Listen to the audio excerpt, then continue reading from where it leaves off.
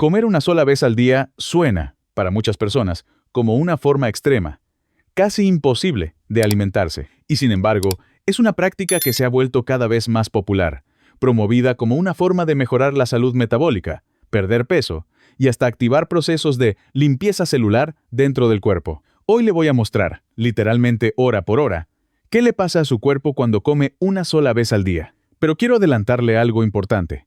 Lo que le voy a explicar es la fisiología real, documentada, no necesariamente una recomendación para todas las personas, y al final del video voy a explicarle por qué esta práctica específica merece una consideración particular después de los 60 años, conectada directamente con algo de lo que ya hablamos en otro video de este canal.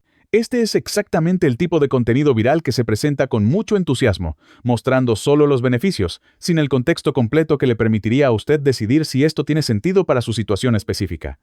Soy el Dr. Amir, y quiero decir algo que quizás sorprenda viniendo de un canal que ha hablado tanto sobre hábitos saludables. No todo lo que suena científicamente interesante es automáticamente una buena idea para todas las edades. Este es un tema donde la fisiología es genuinamente fascinante, y donde también existen consideraciones reales de seguridad que muchos videos sobre este tema simplemente no mencionan, especialmente para quienes ya pasaron los 60 años. Le voy a dar ambas partes de la historia. No voy a decirle que esto es maravilloso, ni voy a decirle que es peligroso para todo el mundo. Voy a darle la información completa. Y usted, junto con su médico, si tiene alguna condición relevante, puede decidir qué hacer con ella. Esto es, honestamente, lo que espero que la gente busque en cualquier información de salud que consuma.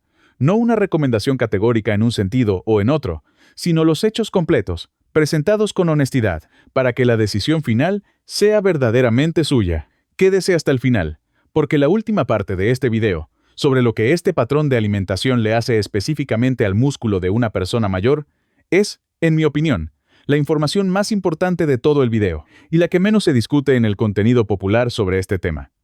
Antes de continuar, cuénteme en los comentarios, ¿ha probado alguna vez comer una sola vez al día, aunque sea por unos días? Leo cada comentario, y me interesa genuinamente conocer su experiencia. Empecemos el recorrido, hora por hora, desde el momento en que termina su única comida del día. En las primeras 4 horas después de comer, su cuerpo está ocupado digiriendo y absorbiendo esa comida. La glucosa de los alimentos entra al torrente sanguíneo, y el páncreas libera insulina para ayudar a que las células la absorban. Parte de esa glucosa se usa de inmediato como energía, y el resto se almacena, principalmente como glucógeno, en el hígado y en los músculos, con una porción adicional almacenada como grasa, si la comida fue particularmente abundante. Este proceso digestivo completo, dependiendo del tamaño y la composición de la comida, puede extenderse considerablemente si la comida fue muy abundante, como suele ser el caso en un patrón de una sola comida al día, donde toda la ingesta calórica del día se concentra en una sola sesión. Entre las 4 y las 8 horas, la glucosa en la sangre ya se ha estabilizado, y el cuerpo empieza a depender principalmente de esas reservas de glucógeno que acaba de almacenar. Los niveles de insulina empiezan a descender gradualmente. Es en esta ventana cuando la mayoría de las personas que comen de forma tradicional, con varias comidas al día, estarían acercándose a su siguiente comida, pero en un patrón de una sola comida diaria. Esto es apenas el comienzo de un periodo mucho más largo sin ingesta de alimentos. Entre las 8 y las 12 horas, las reservas de glucógeno, que son limitadas, empiezan a reducirse de forma más notable. El cuerpo comienza a inclinarse hacia el uso de grasa como fuente de energía adicional y una hormona llamada glucagón, que funciona de forma contraria a la insulina. Empieza a subir para ayudar a liberar más glucosa almacenada y estimular la descomposición de grasa. Para muchas personas, esta es también la ventana en la que empieza a aparecer una sensación de hambre más notoria, aunque, como veremos más adelante, esta sensación no necesariamente sigue aumentando de forma constante durante el resto del ayuno. Antes de continuar con lo que sucede después de las 12 horas, incluyendo el punto donde su cuerpo entra en un estado metabólico distinto, si esta información le está sirviendo, este es un buen momento para suscribirse. Cada semana comparto información como esta, con la fisiología completa. No solo la parte que suena más atractiva. Entre las 12 y las 16 horas, para muchas personas, empieza a aumentar la producción de cuerpos cetónicos, moléculas que el hígado produce a partir de la grasa cuando las reservas de glucógeno están notablemente reducidas, y que el cerebro y otros órganos pueden usar como fuente alternativa de energía. Quiero ser claro, en que el momento exacto en que esto sucede varía considerablemente de una persona a otra, dependiendo de su nivel de actividad física, de cuánto glucógeno tenía almacenado antes de empezar el ayuno, y de su composición corporal general. No es un reloj exacto igual para todos. Las personas con más masa muscular, por ejemplo, suelen tener reservas de glucógeno más grandes, y por lo tanto, pueden tardar más tiempo en llegar a este punto que alguien con menos masa muscular, incluso siguiendo exactamente el mismo horario de ayuno. Entre las 16 y las 20 horas, ese estado de producción de cetonas suele volverse más pronunciado en la mayoría de las personas. Distintas investigaciones sugieren que, alrededor de esta ventana de tiempo, empieza a aumentar un proceso celular llamado autofagia, que es, en términos simples, el mecanismo por el cual las células identifican y reciclan componentes internos, dañados o disfuncionales, un proceso de mantenimiento celular que genera bastante interés científico. Aunque quiero ser honesto en que la mayor parte de esta investigación se ha hecho en modelos animales, y todavía estamos aprendiendo exactamente cómo se traduce esto a la salud humana a largo plazo, con la precisión y el detalle que a veces sugieren los videos más entusiastas sobre este tema. Esto no significa que la autofagia no sea real o importante en humanos. Sí lo es. Y es un proceso que ocurre de forma continua en el cuerpo, no solo durante el ayuno. Lo que todavía es menos claro es exactamente cuánto ayuno adicional se necesita para aumentar este proceso de forma clínicamente significativa, y si ese aumento se traduce en beneficios medibles para la salud a largo plazo, más allá de lo que ya ocurre de forma natural. También se ha documentado, en esta ventana de tiempo, un aumento en la hormona de crecimiento, que parece ser parte de la respuesta natural del cuerpo para preservar masa muscular durante periodos sin alimento. Entre las 20 y las 24 horas, acercándose al momento de la siguiente comida en un patrón de una comida al día, el estado de cetosis suele ser más marcado. Y muchas personas reportan una curiosa disminución en la sensación de hambre durante esta ventana final. Después de haber sentido hambre más intensa, unas horas antes, la hormona del hambre, la grelina, no sube de forma perfectamente lineal durante el ayuno, sino que parece tener sus propios picos y valles, algo que sorprende a mucha gente que espera sentir hambre creciente de forma constante. Esta disminución del hambre hacia el final de un ayuno prolongado es, para muchas personas, una de las razones por las que este patrón se siente más manejable de lo que esperarían, comparado con la idea de pasar todo el día sintiendo hambre de forma continua e intensa. Esa es la fisiología, hora por hora, y es genuinamente interesante desde el punto de vista científico. Ahora, quiero hablarle de la parte que, en mi opinión, es la más importante de todo este video, especialmente si usted tiene más de 60 años. En otro video de este canal, hablamos de por qué las personas mayores necesitan más proteína, no menos, distribuida a lo largo del día, en varias comidas, y explicamos un concepto llamado resistencia anabólica. El hecho de que, después de los 75 años aproximadamente, el músculo solo puede aprovechar una cantidad limitada de proteína por comida para la síntesis muscular, generalmente entre 35 y 40 gramos, sin importar cuánta proteína adicional se consuma en esa misma comida.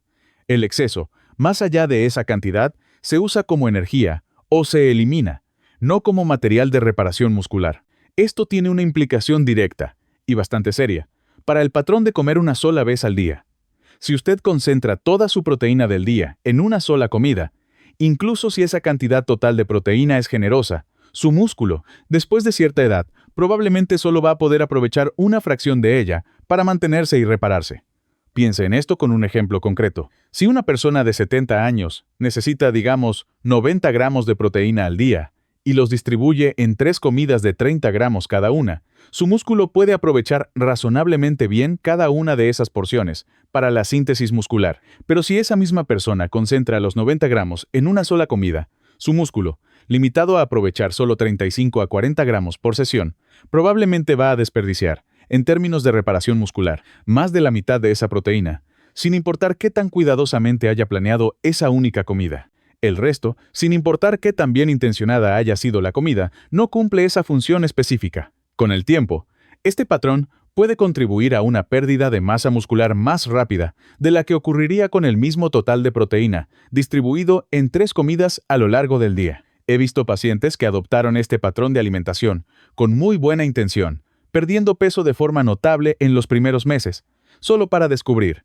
al revisar su composición corporal con más detalle, que una parte considerable de ese peso perdido no era grasa, sino músculo, un resultado exactamente opuesto a lo que la mayoría de las personas mayores necesitan priorizar. Incluso cuando la pérdida de peso en la báscula parece, a primera vista, una señal de éxito. Y la pérdida de masa muscular, como ya hemos hablado extensamente en este canal, no es un tema cosmético, está directamente relacionada con el riesgo de caídas, con la capacidad de mantener la independencia y con la calidad de vida general en los años siguientes. Es, literalmente, una de las razones por las que este patrón de alimentación, popular y con cierta base científica interesante en poblaciones más jóvenes, merece una consideración mucho más cuidadosa después de los 60 años. Hay consideraciones adicionales que también vale la pena mencionar. Si usted toma medicamentos para la diabetes, especialmente insulina, o medicamentos que estimulan su producción, cambiar drásticamente a una sola comida al día puede aumentar considerablemente el riesgo de niveles de azúcar peligrosamente bajos durante las largas horas sin comer, un riesgo que no debe tomarse a la ligera sin supervisión médica directa. Si toma medicamentos para la presión arterial, el ayuno prolongado, combinado con esos medicamentos, puede aumentar el riesgo de mareo o desmayo al levantarse. Algo de lo que también hablamos en otro video de este canal sobre el error de 30 segundos al despertar. Y hay un tercer factor práctico que vale la pena mencionar. Muchos medicamentos están diseñados específicamente para tomarse con alimentos, ya sea para mejorar su absorción o para reducir la irritación estomacal que pueden causar en ayunas. Un patrón de una sola comida al día complica significativamente el horario de estos medicamentos, especialmente si se toman varios que requieren tomarse en momentos distintos del día. La hidratación también merece mención aquí. Durante un ayuno prolongado, sigue siendo esencial mantener una buena ingesta de agua a lo largo del día, algo que ya cubrimos en otro video de este canal. El ayuno se refiere a la comida, no al agua, y confundir ambas cosas puede llevar a una deshidratación real, especialmente en climas cálidos o en personas que ya tienen cierta dificultad para mantenerse bien hidratadas. Y obtener todos los nutrientes que su cuerpo necesita en un solo día, dentro de una sola comida, es logísticamente más difícil de lo que parece, particularmente para adultos mayores, cuyo apetito ya tiende a ser más reducido de forma natural. Entonces, ¿qué le sugiero en su lugar si le interesan los beneficios potenciales del ayuno sin asumir estos riesgos específicos? Una ventana de alimentación más moderada, de 10 a 12 horas. En lugar de una sola comida, por ejemplo, desayunar a las 8 de la mañana y terminar de cenar a las 6 u 8 de la noche, manteniendo 2 o 3 comidas dentro de esa ventana, en lugar de una sola. Esto todavía le da al cuerpo un periodo de descanso digestivo considerable durante la noche, mientras conserva la posibilidad de distribuir su proteína a lo largo del día de la forma que su músculo realmente puede aprovechar. Dentro de esa ventana de 10 a 12 horas, todavía puede experimentar parte de la fisiología que describimos hoy, un periodo nocturno más largo sin comer, cierto grado de agotamiento de glucógeno hacia el final de la ventana de ayuno, y probablemente algún grado de autofagia, aunque menos pronunciado que con un ayuno de 20 horas. Lo que gana a cambio es la capacidad de seguir distribuyendo su proteína, de forma que su cuerpo, a esta edad, realmente puede aprovechar. Repasemos lo más importante de hoy. Hora por hora, el cuerpo pasa de usar la glucosa de la comida a usar glucógeno almacenado, a empezar a producir cetonas a partir de grasa, con posibles aumentos en autofagia y hormona de crecimiento en las horas más avanzadas del ayuno. Esta fisiología es real e interesante. Pero para personas mayores de 60 años, concentrar toda la proteína del día en una sola comida choca directamente con la forma en que el músculo envejecido puede aprovechar esa proteína, con implicaciones reales para la masa muscular y la independencia a largo plazo. Y existen riesgos adicionales relacionados con medicamentos para la diabetes y la presión arterial que merecen supervisión médica antes de intentar cualquier cambio drástico en el patrón de alimentación. Quiero cerrar con algo que pienso cada vez que veo un video muy entusiasta sobre los beneficios de comer una sola vez al día sin ninguna mención de para quién esto podría no ser una buena idea. La ciencia detrás del ayuno es genuinamente interesante.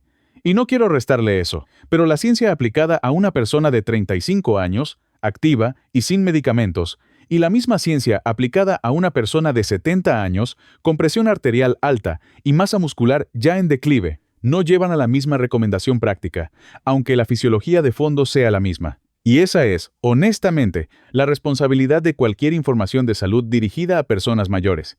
No basta con que algo sea fisiológicamente interesante o cierto en general, tiene que ser cierto y seguro, específicamente para la persona que lo está escuchando.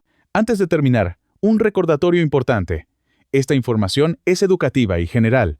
No reemplaza una evaluación médica individual. Si usted tiene diabetes, toma medicamentos para la presión arterial o tiene cualquier otra condición médica, hable con su médico antes de hacer cambios drásticos en su patrón de alimentación, incluyendo intentar comer una sola vez al día. Si todavía no está suscrito a este canal, hágalo ahora.